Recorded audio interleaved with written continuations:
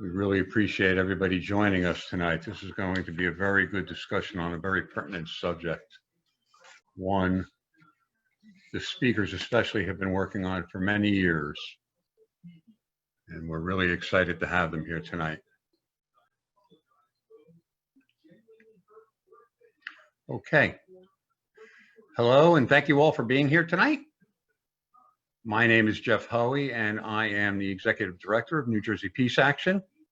A couple of quick announcements, and we'll get right to our panelists. This webinar is being recorded, and it will be posted to our YouTube channel in the next day or two. It is also being live streamed on the New Jersey Peace Action Facebook page. Thank you very much to Coalition for Peace Action in Princeton and Friends Committee on National Legislation for co-sponsoring our webinar tonight. Also, I'd like to thank our other state affiliates in the Peace Action Network and Peace Action National for helping us promote the event. If you're looking to become involved at a grassroots level and are not already working with a group, I encourage you to seek out your local Peace Action affiliate. All attendees will be muted for the duration of the webinar. You will see a chat window and a Q&A window at the bottom of your screen. Please reserve the Q&A window for questions for the panelists on the content being presented tonight. Please keep your questions short and to the point if you don't mind, and we'll get to as many as we can. The humanitarian crisis in Yemen is catastrophic. COVID's spread in Yemen is evident, with cases already reported in many regions. Many experts believe the actual numbers are far higher than what's been reported in the press up till now. After 5 years of US military support for the Saudi-led war on Yemen, Yemenis are especially vulnerable to the outbreak. As many as 80% of Yemenis, the proportion in need of humanitarian assistance and protection, are currently living with immune systems weakened by hunger and the spread of cholera and other diseases. If infected, they'll have access to only half the country's healthcare facilities, the other 50% having been destroyed or closed because of the conflict. We're honored to be joined tonight by two people who are deeply involved in the struggle for humanitarian care for the Yemenis. Our panelists tonight, we're joined by Aisha Juman. Dr. Juman has over 20 years of experience in public health, including viral vaccine preventable diseases, cervical and breast cancer research, surveillance, maternal, child health and nutrition, primary health care, and women in development. Aisha is currently working as an independent consultant coordinating health-related projects in Yemen. Between 2010 and 2012, Aisha supported the CDC's Field Epidemiology Training Program. Prior to that, she was the director for HPV vaccines, Evidence for Impact Project at PATH. She was with the U.S. Centers for Disease Control and Prevention from 1995 to 2008. She served as team leader for varicella and zoster vaccination program. Previous positions within the CDC have been with the National Immunization Program, the Division of Cancer Control and Prevention, the Nutrition Division, and the Agency for Toxic Substances and Disease Registry. Hassan El-Tayeb is FCNL's lead lobbyist on Middle East policy. He is also responsible for representing FCNL with the various coalitions that work on these issues. Prior to joining FCNL in August 2019, he was co-director of the national advocacy group Just Foreign Policy, where he led their lobbying work to advance a more progressive foreign policy in the Middle East and Latin America. He played a major role in the successful passage of the War Powers Resolution to end US military aid and to the Saudi-UAE coalition's war in Yemen. Hassan's passion for foreign affairs is rooted in his desire to make life better for people in the Middle East, including his extended family in Jordan. He's convinced that advancing a more peaceful and diplomacy-based foreign policy in the Middle East is critical, not only for the family he loves, but for peace and stability worldwide. His writing and commentaries have been featured in numerous news outlets. I pass it over to Hassan and Aisha. Thank you very much for being here. Remember, questions in the Q&A box, it will be monitored. Thank you all. Over to you, folks. An honor to be with you. Thank you for inviting us to speak. I prepared a few slides that I would like to share today. So, okay, I just need,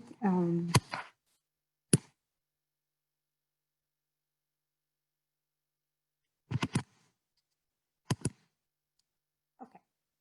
So we're going to be talking about the Yemen crisis in Yemen and what we can do. Just to start with a map of Yemen, as you can see, Yemen borders Saudi Arabia, but it also controls a very important strait where a lot of oil that comes from Saudi Arabia goes to the rest of the world. So strategically, Yemen is very important to the economy of the world. This is Sana'a city. I just wanted to start with something beautiful about Yemen. This is where I grew up and went to school. Sana'a is the oldest continuously inhabited city in the world and is a UNESCO heritage site. But some parts of it, unfortunately, were bombed by airstrikes. So when people say Yemen is the largest humanitarian crisis in the world, what does that mean? So putting this in context, Yemen has a population of about 30 million. 24.1 million of those are in need of some assistance. And those who are in an acute need are 14.3. So that's, you have half of the population that is in acute need of help. In addition to that, you have about 20 people in need of healthcare or health access, and 14 million of those who are in acute need, increasing most of almost 3 million since 2018. And this is a map of Yemen, and it shows the different governance. And as you can see, a lot of the heavily populated areas are in the northern parts of Yemen. And the reason for that is the agricultural part of Yemen. We see, for example, Mahara and Shabwa and Hadramaut, it has a large number of land, but they are not as heavily populated. This will be important as we talk about USAID decision to cut aid to Yemen, because the cutting of aid is going to impact about 70% of the Yemeni population. So if we look at the numbers that had been affected by the war in Yemen and people in need from 2013 to 2019, during the spring of the Arab Spring that occurred in 2011, end of 2010, there were a few smaller conflicts, but as you can see from 2015 to 2019, in the last 5 years plus, we have a much larger number of people who are in need. So I like this because this is from ICRC, to put it in context. So in Yemen today, 8 of 10 people need some aid. 7 out of 10 need food. 6 out of 10 need healthcare. 6 out of 10 need clean water. And 2 out of 10 people need shelter. That is quite a large number of people who are in need. So if we look at the livelihood of the essential basic services, the economy has contracted by about 50% since March 2015. A large part of that is to the blockade that was imposed on Yemen by the Saudi, and that is still in effect. So if we compare that to the COVID economy, where people are not able to do their normal jobs, Yemen has been experiencing that since 2015. Of course, because the contraction of the economy, employment and income opportunity significantly diminished. So a lot of people, and the largest majority of people in Yemen work in the private sector. A lot of these organizations and companies are not able to import what they need due to the blockade. So we have a large number of people who are not able to have an opportunity to work. So I'll give an example. My parents, who have 2 large chicken hatcheries, both of them were bombed. And unfortunately, they had to let the people that work with them go.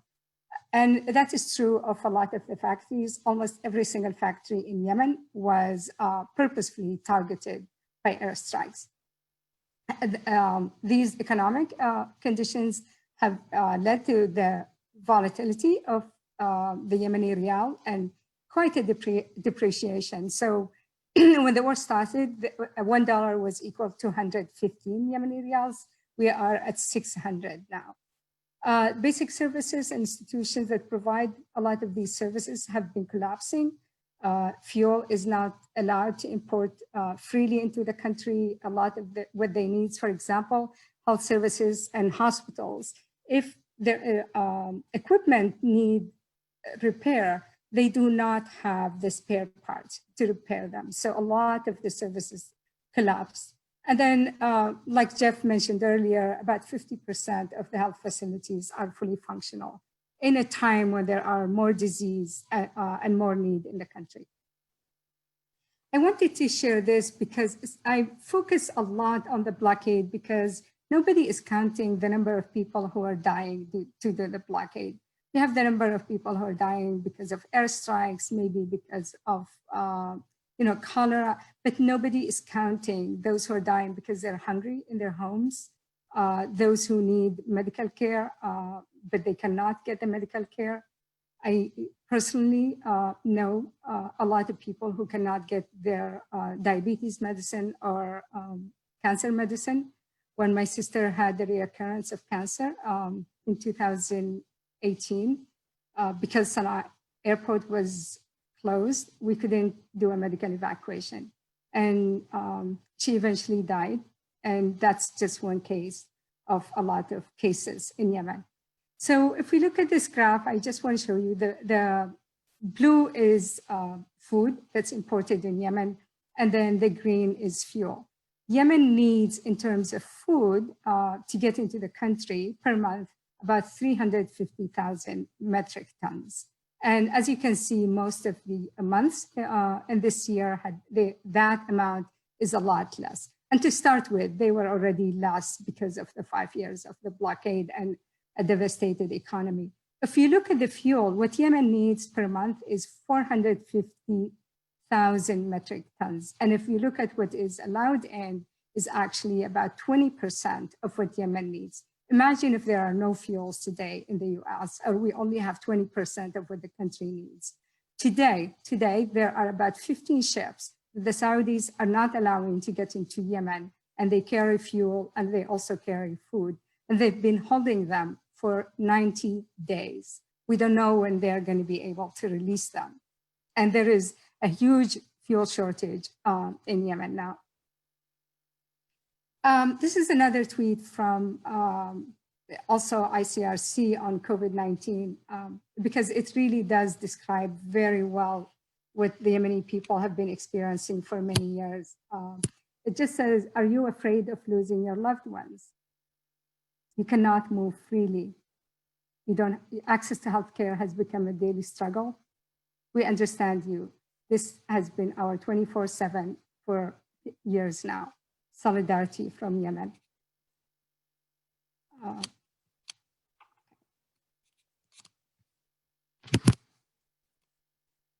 I want to give you this slide I just got today actually from Yemen, and it is on COVID-19.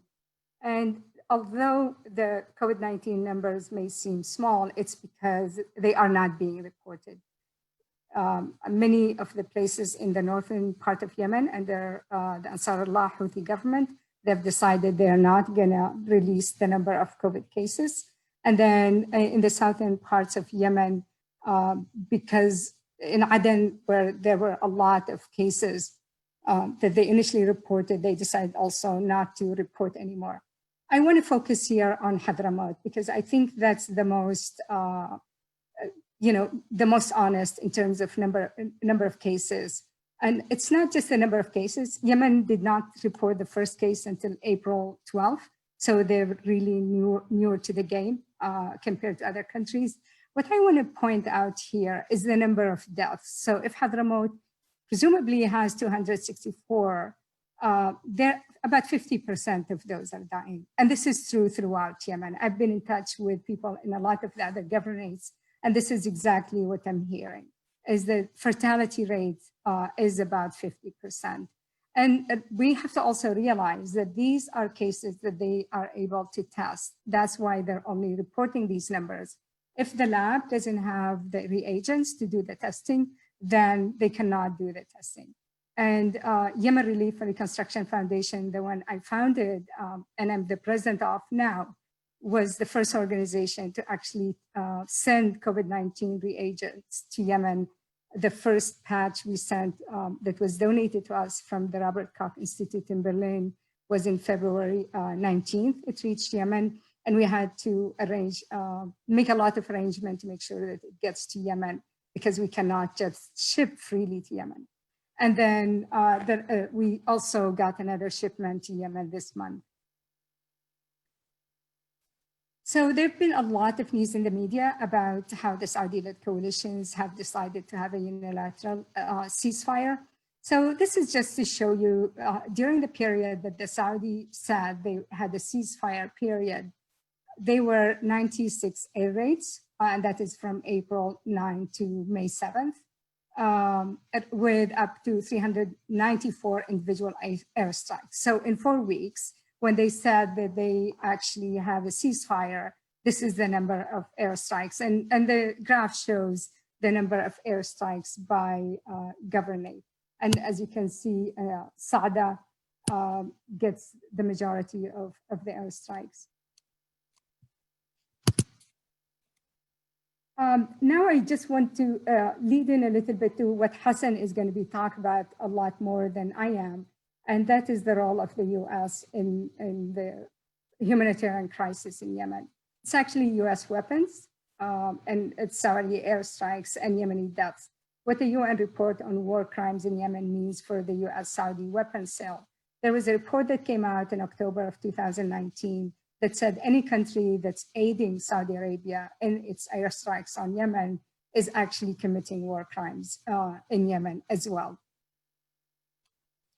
This is from an article that came out recently in the New York Times, and this is how they framed it. There are 5 takeaway messages of US involvement in the world's worst humanitarian crisis.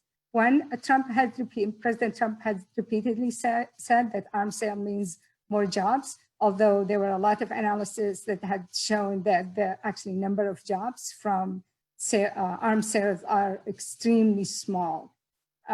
His administration has also removed all obstacles to the sales, and Hassan can also talk more about that.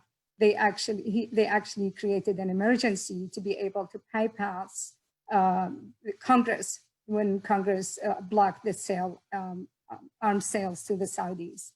A top aide in this administration is a powerful ally to the arms industry, and that is Peter Navarro. He acts as a proponent, a supporter for the defense companies. And then we also, one company pushed especially hard for Saudi sales, and that is Raytheon, because they have a contract to provide the Saudi with $5 billion worth of sales. And I just also want to point here that President Barack Obama was the first one to get the US involved in the Yemen war. So these are just a summary on what we can do. And I know Hassan has a lot more, an extensive list of what we can all do together. Reach out to your representatives in Washington, D.C. and to the White House to express concerns about the conflict in Yemen. Our ask is to stop supporting Saudi war on Yemen, pressure Saudis to end the blockade, and use diplomacy for political solutions. Sign petitions if they come your way. Donate to any organization that you feel very comfortable with. As I said, we also do relief work in Yemen through Yemen Relief and Reconstruction Foundation. And this is our website. And this is my contact information. And thank you. Thank you so much, Aisha. And I would just encourage everyone to give to this amazing organization.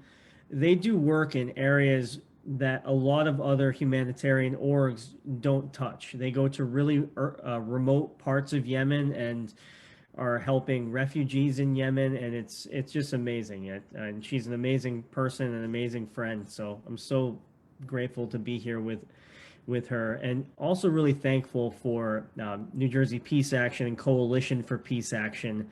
And I really appreciate Jeff allowing us to be here and letting our voices be heard about this critical issue. So I wanted to talk a little bit about U.S. participation in the war, because we think that that is one of the pieces of leverage that our members of Congress have over the conflict. So since the Saudi-led intervention began about 5 years ago, we're now in its sixth year, the U.S. is providing intelligence sharing, logistical support. We've been providing weapon sales. We've been providing spare parts transfers.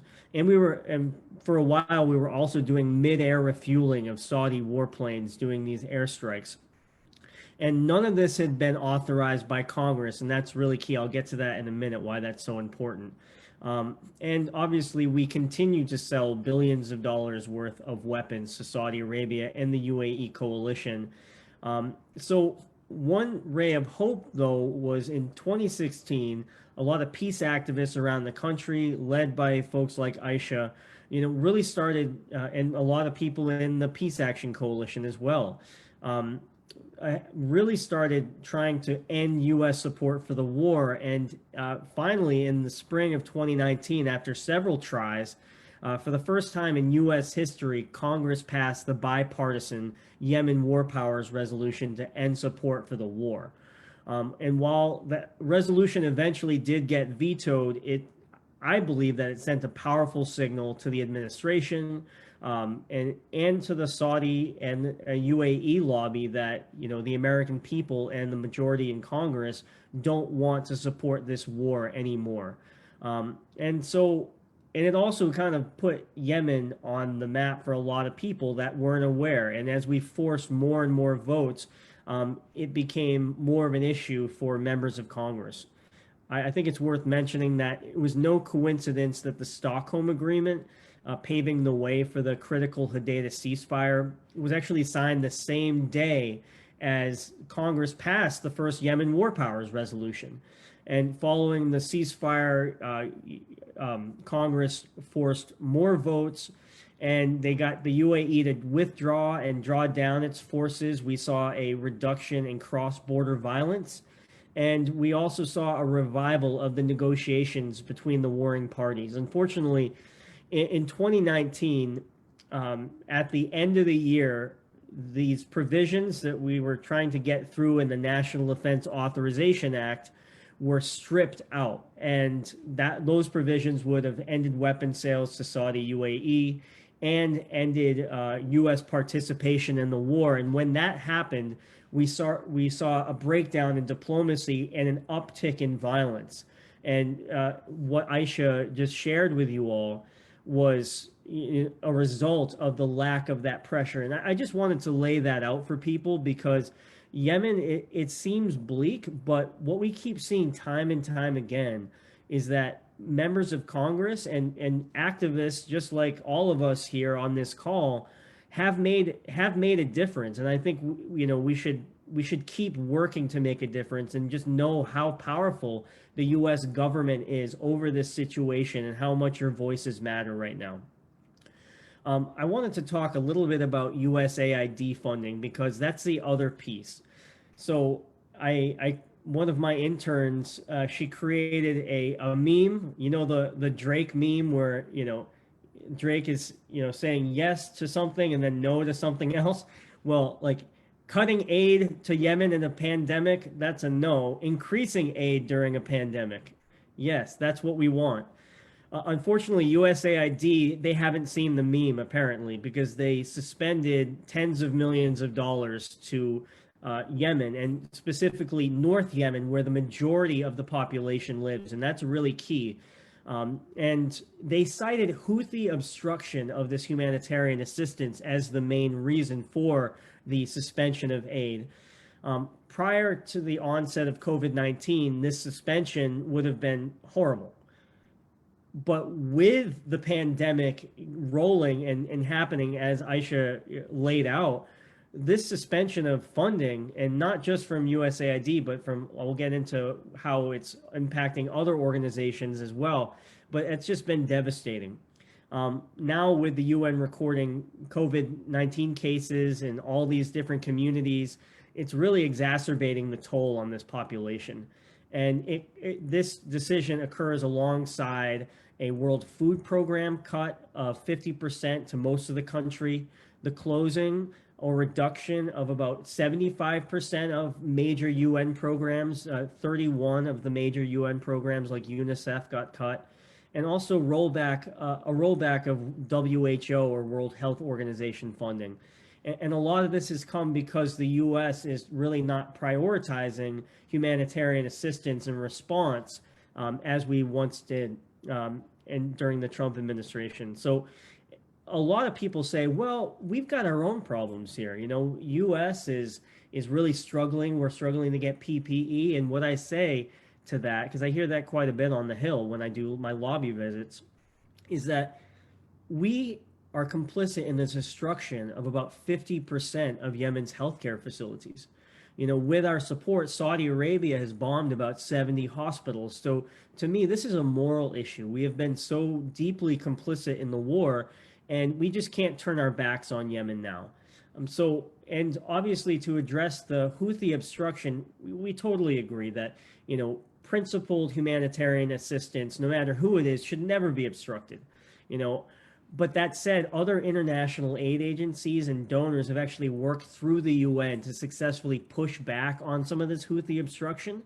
And they've made some, I think, notable gains, like securing a walkback of a 2% proposed tax on humanitarian assistance, and also biometric accountability measures for the World Food Program aid to prevent fraud. And I think regardless, Houthi obstruction, regardless of any Houthi activity, the brunt of this suspension is going to be felt by innocent civilians and not necessarily Houthi commanders or Houthi officials. This is not totally related, but somewhat. During the sanctions regime on Iraq, folks used to say, you know, if there was one chicken sandwich left in Iraq, Saddam Hussein would eat it. And I think that situation applies where the Houthi officials and commanders, they're not the ones that are going to be feeling the pain of these cuts. So, you know, folks may have heard that the administration has decided to increase some of the assistance to Yemen. Secretary Pompeo recently announced, or I guess recently in COVID time means May for me, they announced a $225 million infusion of World Food Program funding. And that's definitely welcome. That's amazing. But the funds are earmarked for food aid primarily. And Yemen also needs emergency medical assistance. And that's why USAID funding is so critical, because it handles a lot of other needs. And also, we've got some concerns that while, you know, we don't know if that money is going to actually reach 70% of the population in North Yemen, in this Houthi-held territory. And it might just go to South Yemen, to the Southern Transitional Council areas or the Houthi-held areas. And we have very little knowledge about where this money is going. And there's just maybe Aisha probably knows more than me. She knows more than me about most things. But as far as I know, it's hard to really get a full read by the administration about where the money's going. And to make matters worse, the UN did a virtual donor summit pretty recently. Their goal was to raise about $2.4 billion to help support Yemen during this COVID-19 pandemic and really to boost assistance. And they came up about $1 billion short. So this is a really desperate situation. I want to just quickly end with what we can do as citizens. And obviously, USAID funding, I think, is a really great ask, especially for folks in New Jersey. You've got two senators right now that are on the Foreign Affairs Committee and Senate Foreign Relations Committee, And that is Senator Menendez. He's the ranking member of the the Senate Foreign Relations Committee, and he's so key. He's absolutely critical, and he's one of the addressees on the letter that FCNL and Yemen Relief and Reconstruction Foundation put together and got 84 organizations to sign on. And thank you so much to New Jersey Peace Action for helping circulate that letter in New Jersey. We're going to be opening that letter up again and trying to get more organizations to sign. I would urge, if Jeff can, share the link with folks in the chat of that letter. I think that would be really great. And what we would love for you all to do is to reach out to Senator Menendez and Senator Booker. And if folks are streaming from other parts of the country, reach out to your senators as well, and to send this letter to them and say you want them to personally reach out to USAID and the State Department and urge that they restore humanitarian funding to Yemen immediately, because Yemen can't wait. And I think that's such a critical ask. So that's not all that Yemen needs, but I think this is a good ask for folks, because this has already been appropriated by Congress. In last year's budget, they said, okay, Trump administration, this is the money we're allocating. And, so it's essentially, we don't have to pass a new budget to make this happen. It's money that's already in the coffers. Another thing I wanted to flag for people is that the National Defense Authorization Act is coming up for a vote very soon in the House of Representatives. And I think this is another area, another place where we can weigh in with our House members. Everybody has a representative, and they need to hear from you and say, I want you to end U.S. support for the Saudi-UAE war in Yemen during consideration of the National Defense Authorization Act. And we're probably going to see that come up for a vote in the House Armed Services Committee as soon as July 1 of next month, and the full House is going to vote on it around July 20th. There's definitely more to do, but at the very least, we got to make sure that bill, that those amendments end up in the National Defense Authorization Act. And the good thing is there's growing bipartisan support to end this war, and we just got to keep that going. Thank you all. Thank you Can I both say very just much. one thing? Go right ahead, Aisha. And in terms of why it's important that USAID reverse its decision, the world looks to the US as a leader. So when the US government says, I'm not going to do humanitarian aid to a country, a lot of the countries actually follow suit. Because they do look to the US for leadership, and because the US has the power to actually force them, if they decide we don't want to support this country, they have the power to force other countries to follow suit. And we've seen that with the Iran issue, and we've seen it with many other countries, that if the US wants to punish a country, they actually would force other countries to follow suit. So it's very important for the US to reverse its decision, not because of their own funding, because it will also encourage other countries to contribute to the humanitarian assistance in Yemen. Thank you very much. It's a crisis we've worked on for many years. You folks have been working on it far longer than us, and with all the work that's gone into it, it just seems to be getting worse and worse with the world conditions going on right now. So thanks for making it as real as you both just did. We appreciate it very much.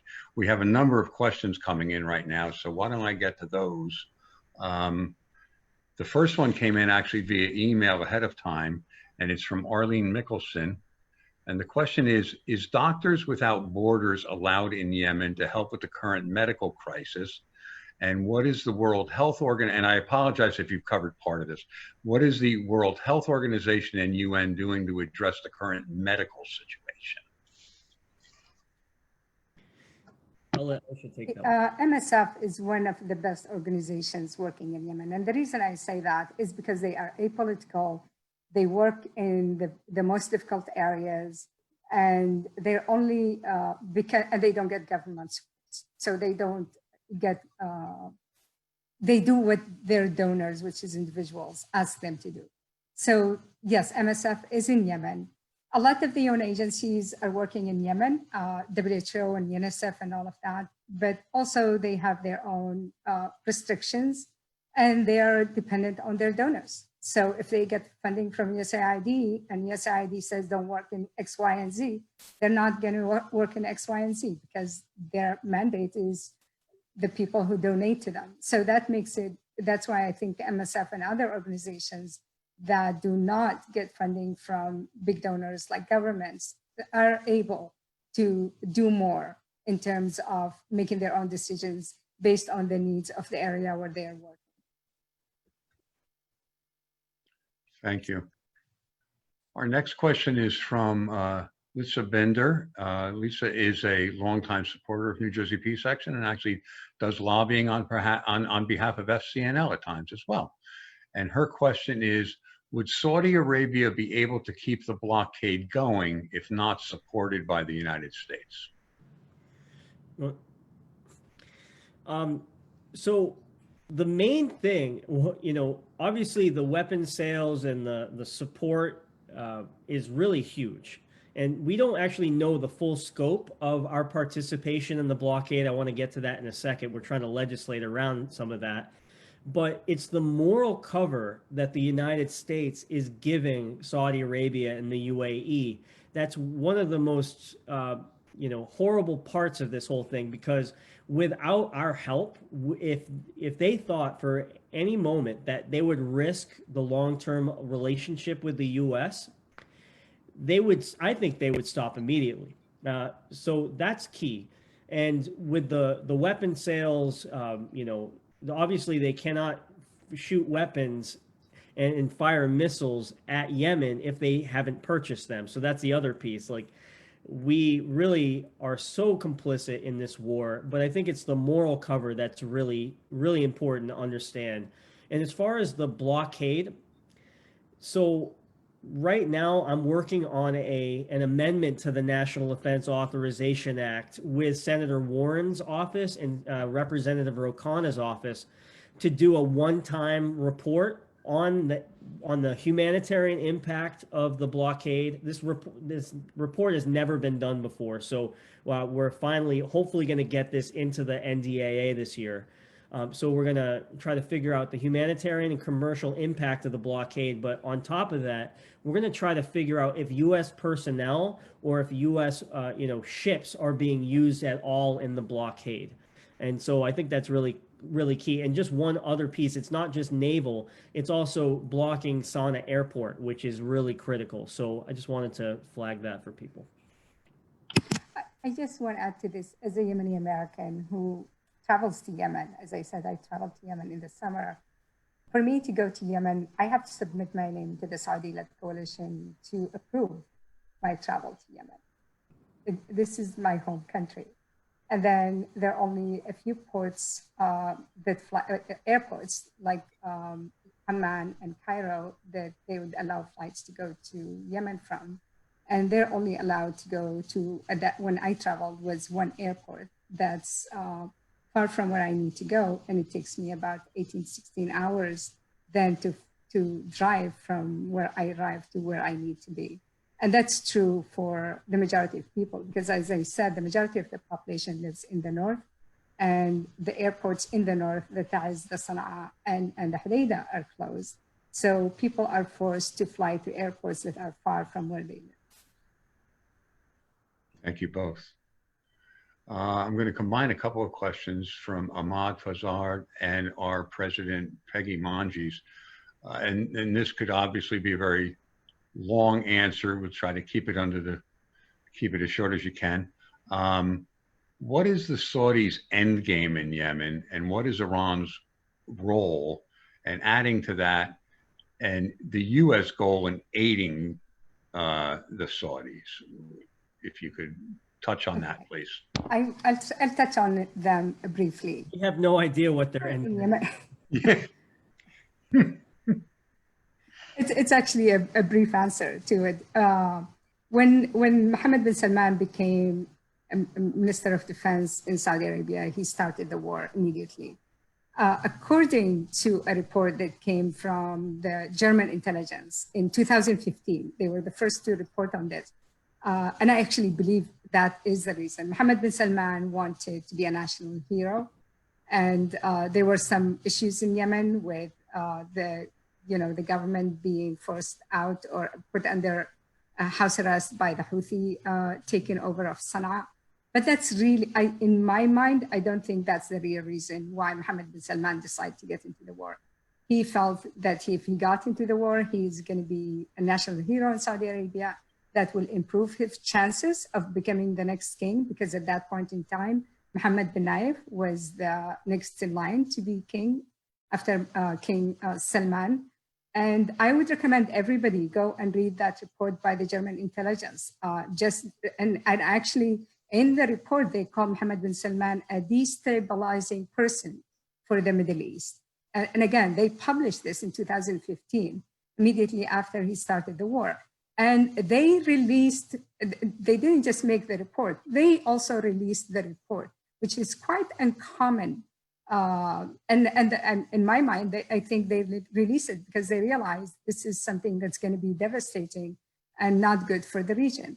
Of course, Merkel had to apologize later for the report being published. And that's where we are. Mohammed bin Salman, when the war started, he went on TV saying that a maximum of 2 months and this would be over and they will take over Sana'a. We are, in our 6th year now. So it's the 2 months that he thought it's going to take is wrong. And the other thing also, when people ask me what are the expectations, I think people who are logical, we can think about what their expectations are and what their goals. But people who are irrational, it's very challenging to understand why they do what they do. And Mohammed bin Salman is one of those people. He is a very irrational person. We've seen what he did with Qatar, where, the blockade of Qatar. We've seen what he did with the Prime Minister of Lebanon, where he invited him and forced him to resign from Saudi Arabia. We've seen a lot of irrational behavior from this man. So it's very challenging for those of us who are logical to understand why he does what he does. The US, why President Barack Obama started or supported the Saudi war in Yemen, he said it. He said it in 2 interviews with the Washington Post, not Washington Post, actually in the New York Times. And he said he wanted the Saudis to buy into the Iran agreement. And so for the Saudis to buy into the agreement, he supported their war on Yemen, which, is such a faulty reasoning, because he basically sacrificed the people of Yemen for an agreement that we know that President Trump had already scrambled. Thank you. Yes. Aisha, if you could share the link of that report with me via email, or if you could put it in the chat window, otherwise send it to me via email and I'll get it out to the group. Perfect. There was another also request for a report by the UN on war crimes. I have a link to all of those. I'll share them with you by email once we're done. Very good. So I'll get it out to the group via email after the event. I just go ahead, Hassan. One point, there's not much I can add to what Aisha just said. These are irrational actors. We don't really understand, because Saudi's economy is not doing that well right now. They've spent billions and billions of dollars, hundreds of billions of dollars at this point. It's really weakened their standing in the world. It's weakened their position geopolitically in the Middle East. And, I think the best example that I really talk about with staffers is this is kind of like their Vietnam. And, they're just, trying to do it and leave in a way that they can save face, but it just doesn't really happen. And, that's why it's so critical that we, keep forcing the question on the House floor, on the Senate floor, and try to, force votes to end the war. And that's why that's so powerful right now. Thanks. An attendee asks, what is the strength of the Houthis right now as we sit here tonight?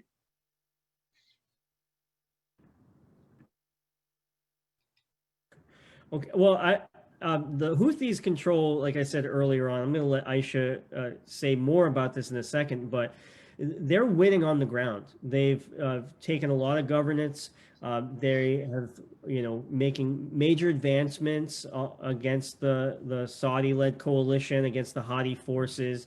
They control about territory that controls about 70% of the population, and they're making advancements in, oil-rich governance like Marib.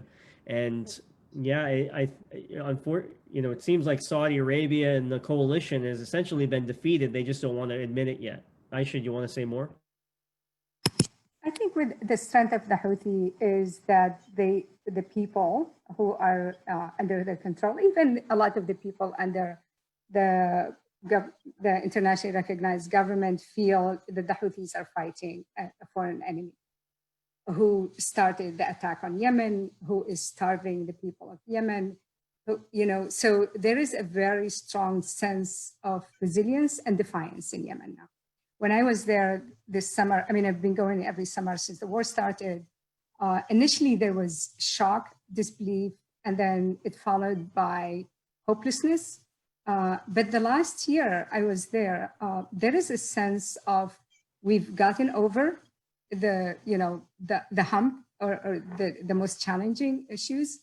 And these are people who are, preventing food from coming in. These are people who are preventing medicine from coming in. These are people who are, targeting us in our homes.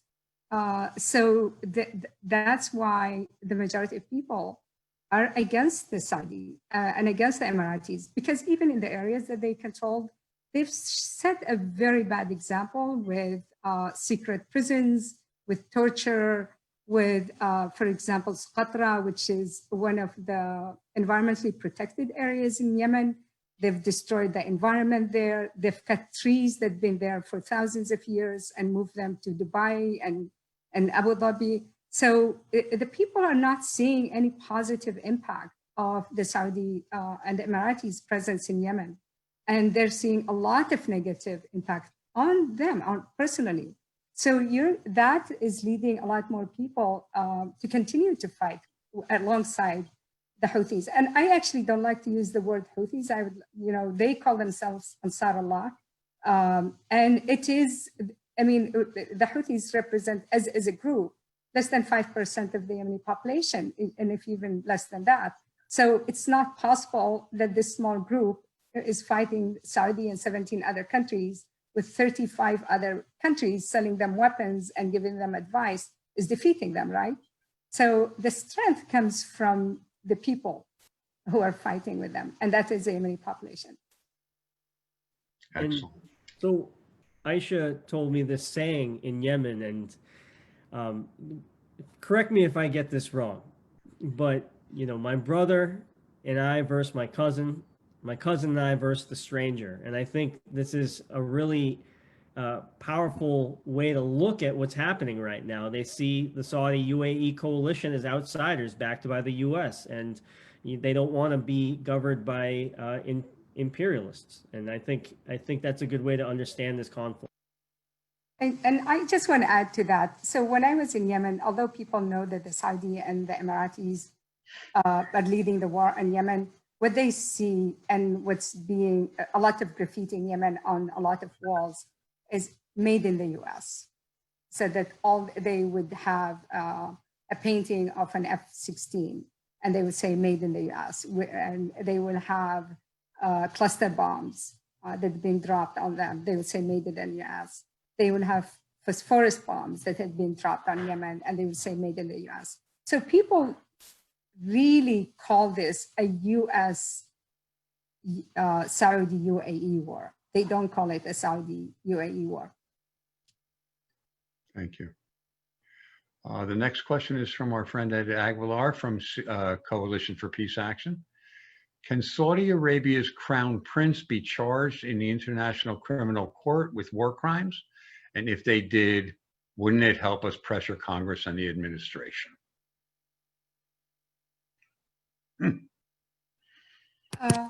So I'll just use an example that occurred this week that is just heartbreaking. We know that the Saudis have bombed homes and killed a lot of children, and there are multiple reports, even by UN reports. So there is a list that comes out every year of countries. It's called the list of shame. and countries that have killed children in conflict areas. Saudi Arabia was listed just for like a second before somebody called the UN and asked them to remove Saudi Arabia from the list. This is the third time around the Saudis are removed from the list of countries that kill children. So they do have powerful allies, including the US.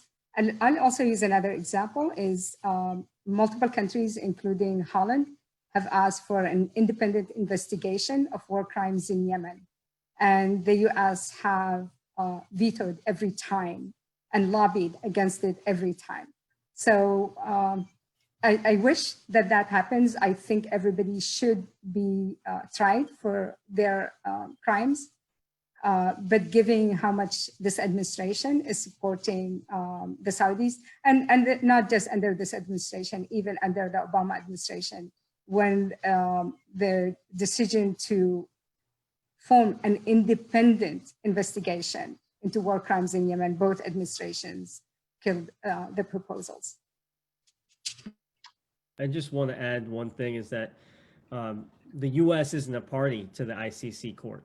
And that's, so I think there's definitely reason to join and to urge our lawmakers and to urge potentially the Biden administration to try to push for that. But at the moment, it's really, we're not a party to that body. And, so we just got to keep hammering and trying to getting our members to speak out for that. So.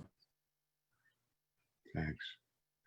From an attendee, realistically, how can any meaningful aid get to the people of Yemen without a ceasefire in place?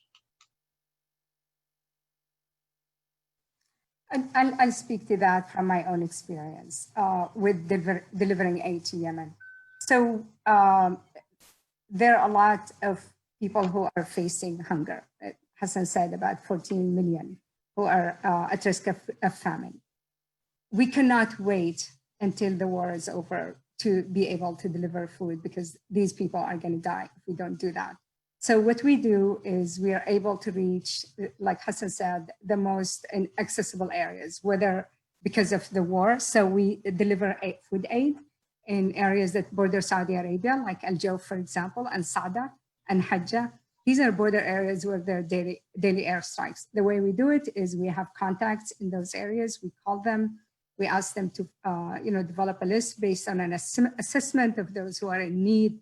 And then we send them money and ask them to buy the food and distribute it. And we have, these are very trusted individuals, and we get videos and photos of the work they've done. So those are in areas that we have daily bombing. And then we've also done to areas that are quite high. A lot of people don't realize that Yemen has the highest mountains in the Middle East. People think Lebanon does, but it's actually Yemen. And I can say with confidence because my husband is Lebanese. We contact people in those areas and we do the same thing. So we do not need to transfer food from one area to another. We buy locally. And also the diet in each area is very different. And so we learned through this work that we do. In some places they like lentils, and other places they definitely don't like lentils. So we cater to the needs of those places, and we buy it locally and we deliver the foods to them. But we also support the local economy. These are small towns. So when you purchase large quantities that the local population cannot buy because the scarcity of the food, of course, food prices go up. So we do that with water. We do that with school supplies and school bags. So we've been able to reach the majority of Yemen this way. Not big quantities, but we are covering all of Yemen. We do it whatever we have in terms of budget. I just want to say that Aisha is just so inspiring to me. And her whole organization is the fact that they've got all of these volunteers doing this work. I mean, it doesn't really get much better than that. I mean, it's just incredible. And I want to say one thing here that is extremely important, that we think of providing aid to the Yemenis, and we forget that they also help themselves. So those volunteers that Hassan mentioned, they're devoting their time and energy to make sure that their neighbors and their people in their area are not starving and they have what they need. They've also extremely resourceful. So because, for example, because of the electrical outages in Yemen, they started using a lot of the solar panels. And Sana'a actually today is probably the greenest city in the world because everybody's using solar panels.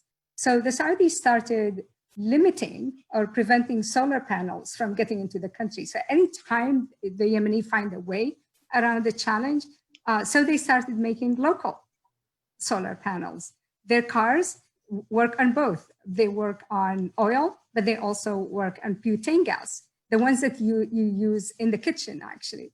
So, and if there is an oil shortage, they shift the car to work on butane gas, which the cylinder ones that they usually buy for the kitchens in Yemen. And if there is a shortage in the gas for cooking, they shift it to the oil. And even now, this morning, I had a conference call with the University of Sana'a, the engineering school, in which they are making their own ventilators. So people are very creative. They're very smart. They're trying to do all they can do, given the circumstances. One of the issues they're doing with the ventilator is some of the parts they need, they cannot get because they're not in the market. But they are really doing what they can. I don't think any country could have survived what Yemen is going through without the support of the people, how they support each other. We have about 3.1 million internally displaced people in Yemen, yet we do not see the camps that you normally see with displaced people, because the majority are actually hosted by other Yemeni families. Okay. We're quickly running out of time, and there's a number of questions left, and I don't want to impose on our panelists. If you can stay over a few minutes to try to get some of these questions out of the way, great. If not, we certainly understand. So please let me know when I overimpose on you and you have to leave. I'm happy to stay. Okay.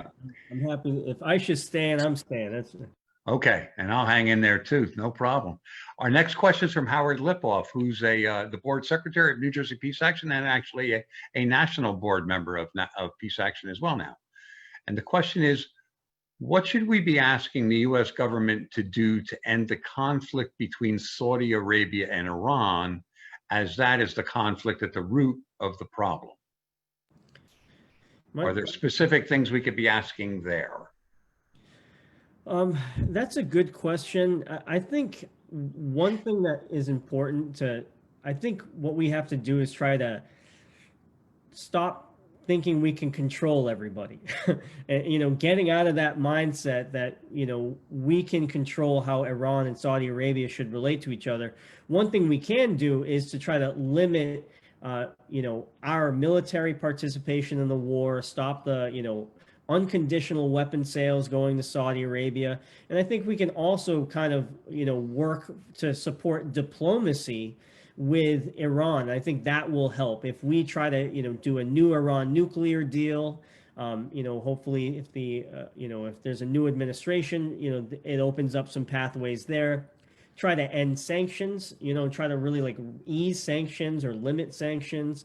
And just kind of ratchet down tensions in the Middle East, because all of these things that we're doing increase tension. So how can we do our part to lower tensions? And hopefully, obviously we can't control what other countries do, or we shouldn't be trying to. I think that would go a long way. Again, trying to end unconditional support for Saudi Arabia and try to prevent unauthorized war with Iran and limit the sanctions and support diplomacy there. But that's a really good question. Thank you. Our next question is from Philip Noyce. What percentage of the combatants on the Saudi UAE side are mercenaries, and what countries are they from, if there are any leading ones?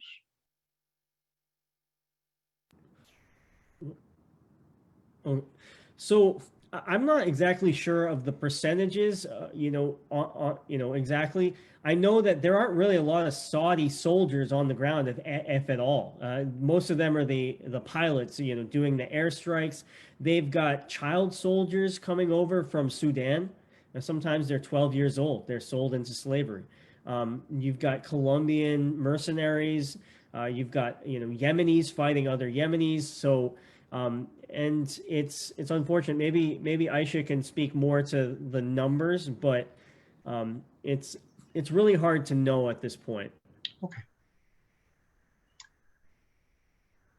The only thing I can add to that is we don't know the numbers. We know a large contingent was from Sudan. We know also from Senegal. We know from Australia, from the UK, from the US. And also a large number, but they were contracted by the United Arab Emirates of South America, to the point that the South American governments, these were people who were trained by US government to deal with crimes. So the US, these governments were actually quite unhappy that these are their elite forces, that the Emiratis were doing individual contract with them and pulling them to the war in Yemen.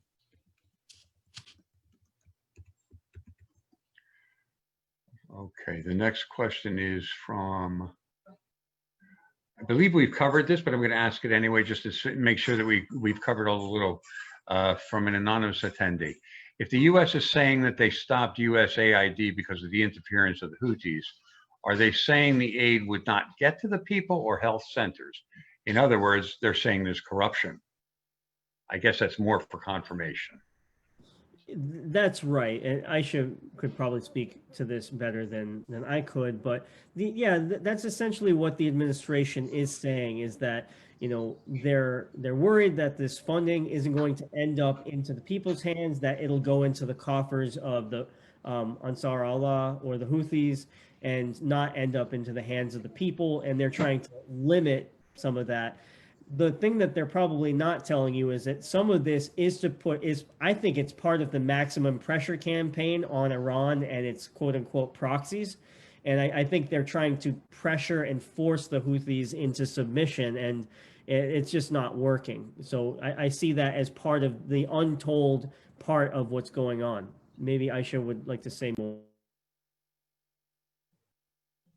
What you said is very accurate, Hassan. I think there is also a very huge mistrust by the Ansar Allah Houthi of aid agencies, because there have been instances, especially early on, of providing targeting sites for the Saudi United Arab Emirates coalition. So they've become extremely averse to allowing access, which the US and other agencies were very upset about, to certain areas they thought were high security issues for them, where the leaders may be.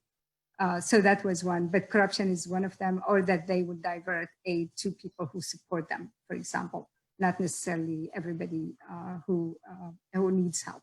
So these were some of the issues. But like Hassan said, I think the other agencies were able to get into agreement to make sure that the aid continues and the answers, satisfies all parties, rather than say it's my way or the highway. Thank you. I know we're losing attendees. This is being streamed live on Facebook and it is being recorded.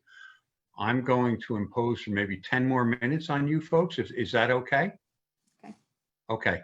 So we're going to wrap this up at 8:15. I'll ask as many questions as I can, and the ones I don't get to, I'll submit in writing to the panelists, and we'll get answers to you as soon as possible.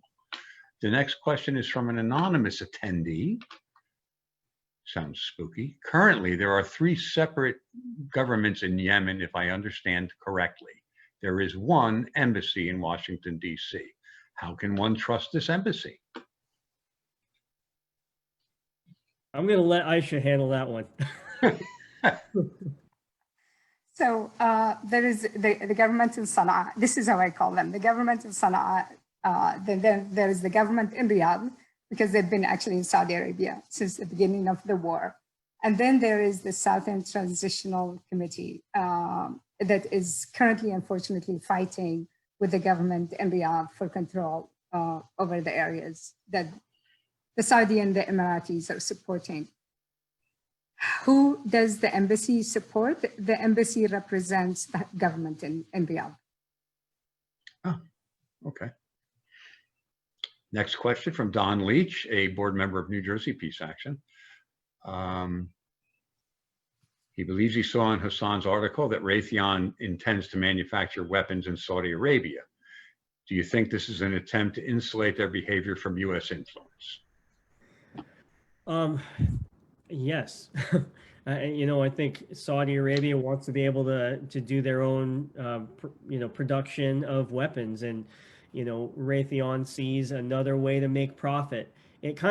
One thing I will flag, it kind of undercuts the argument that the whole premise of Trump's argument is that he wants to support U.S. jobs. Well, if he's allowing these co-production licenses to develop these high-tech weapons in Saudi Arabia with Raytheon, then those are jobs being shipped overseas. So we don't even, not that this is even something that we should want, but even his own argument's not even, following through. So definitely trying to prevent Congress from having any oversight. As Aisha mentioned early on, there was an 8 billion or so weapon sale, an emergency weapon sale announced by Saudi Arabia. Normally under the Arms Export Control Act, Congress gets to say to approve weapon sales, but this allows them to go completely around that. So I think that's a really important point.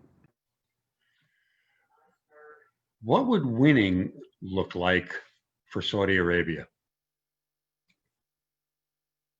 Is there an end game there? I think they want to see, an unconditional surrender by the Houthis and to reinstall Hadi to power. And then potentially, eventually, move into having somebody else run the country. I don't think they see Hadi as a long-term answer for Yemen, but I think that is what they're trying to do, and that is never going to happen. So maybe let Aisha say more. Yeah, surrender is just not in the vocabulary of people in Yemen anyway. Yemen is probably one of the very few countries in the world that was never conquered throughout its history. And even if we look at the Ottoman Empire, they were never able to control Yemen. So it's something, and unfortunately, Mohammed bin Salman and whoever is working with him are not reading history. Everybody would tell you in the foreign service that the Saudis are ready to leave Yemen and they want an end to this because it's become very difficult for them and expensive for them because they spend a lot of money on this war. But they want a face-saving way out. And I'm not sure, to be honest, again, with an irrational person like Mohammed bin Salman, what that looks like to him.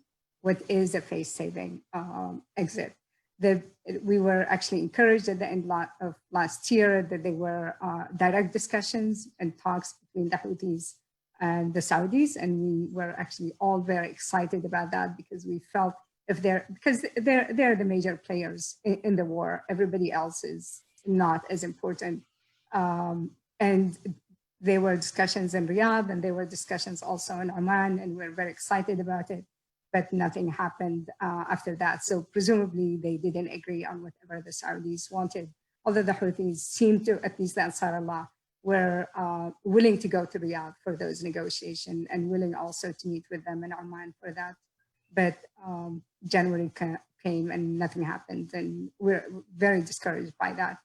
I actually, and again, that's why I think we're doing this and you, Jeff, supporting us through this.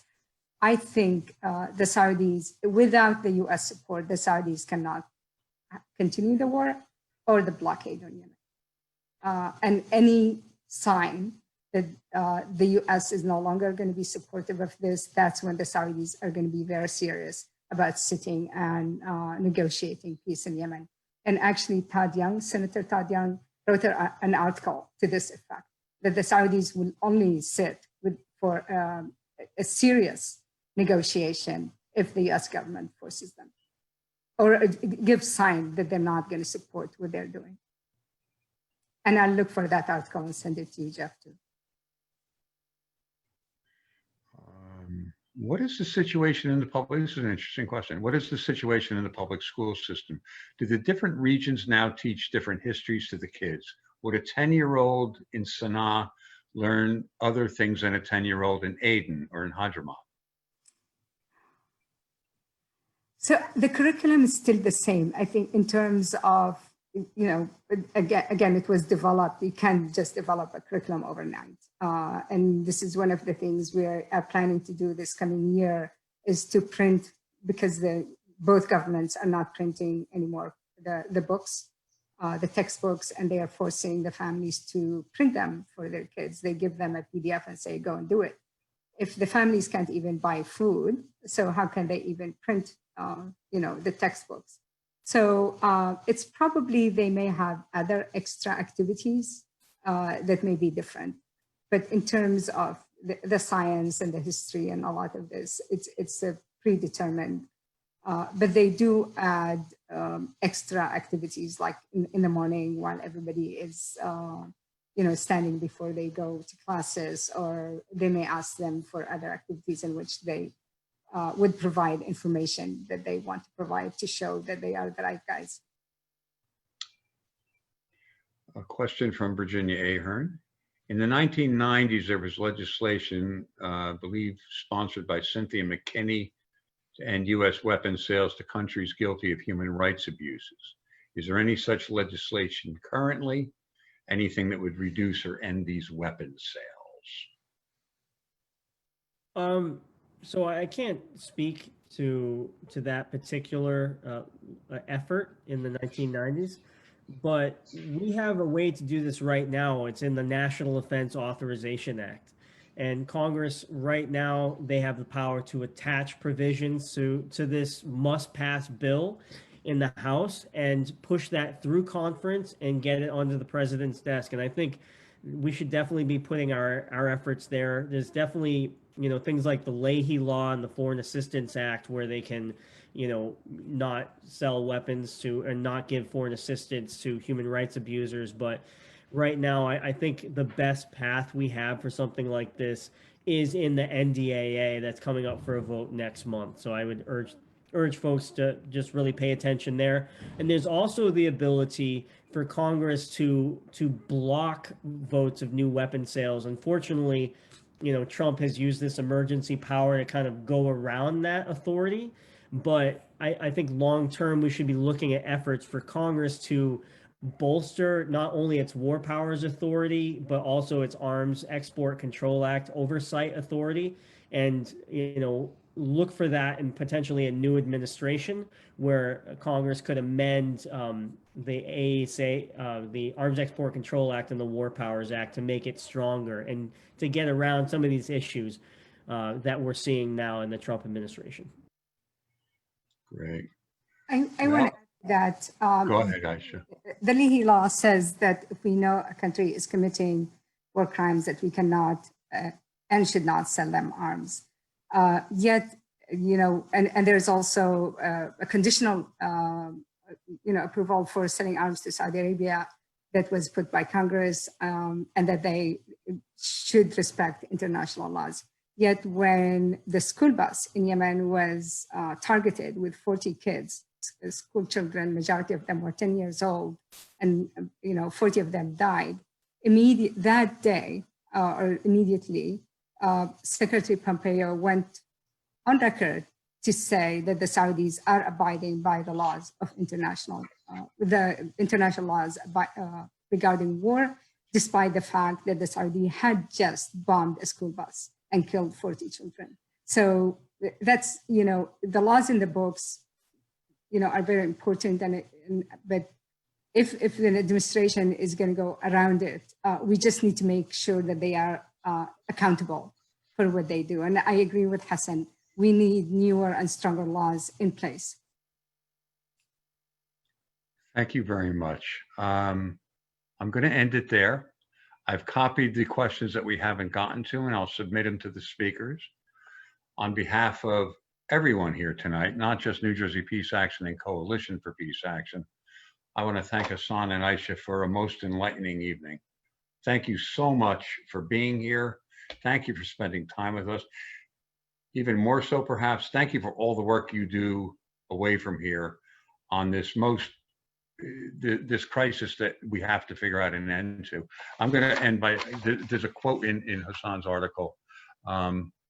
Yemen needs support now.